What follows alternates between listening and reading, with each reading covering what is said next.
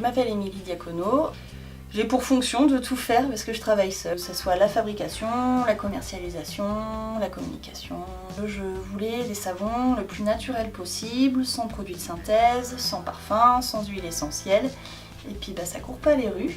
Et du coup un matin je me suis levée, je me suis dit tiens je vais faire mon savon. Je suis allée me former à l'Université européenne des senteurs et des saveurs à Forcalquier, dans les Alpes de Haute-Provence. Donc c'est un centre de formation qui propose tout un tas de formations en cosmétique, y compris la formation de savonnier par saponification à froid, donc il y a un type de fabrication particulier.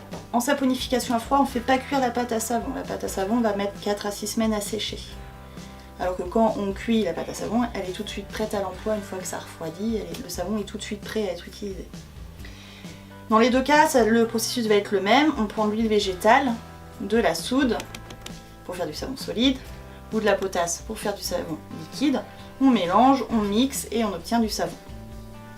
Tous les savons qui ont exactement la même forme et la même couleur qui passent dans des presses, ça c'est des savons qui sont cuits, dans lesquels il n'y a plus de glycérine naturelle. Les savons saponifiés à froid sont des savons qui sont tous différents. Même si on essaye de faire toujours le même, on n'arrive jamais à avoir exactement 2 fois le même savon. J'ai travaillé dans les huiles essentielles avant, et les huiles essentielles c'est pas des composés anodins. C'est très puissant. S'en servir comme parfum, je trouve que c'est une aberration écologique. Éco et logique, c'est-à-dire dans le sens écologie vraiment nature, il faut beaucoup de plantes pour un peu d'extrait, pour obtenir un peu d'extrait d'huile essentielle. Si on en met partout des huiles essentielles, il y a beaucoup de plantes qui vont être utilisées pour ça et qui, à défaut d'être utilisées pour une vertu médicinale, vont être utilisées comme parfum. Et c'est pas normal. Je travaille avec des matières premières bio et si possible locales. Quand je peux, on va dire que voilà, c'est pas toujours évident, on peut pas le faire pour toutes les matières premières, de proposer du coup un savon qui va être respectueux de l'environnement.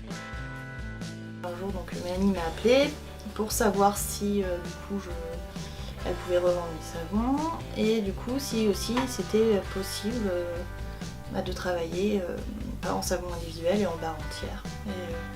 J'ai accepté parce que je trouvais ça sympa et une bonne idée et que c'était la première fois que quelqu'un osait me le demander et du coup ça m'a plu. Et puis voilà, on s'est lancé dans l'aventure et voilà, on a fait une grosse commande avec plein de barres de savon et voilà, c'est parti.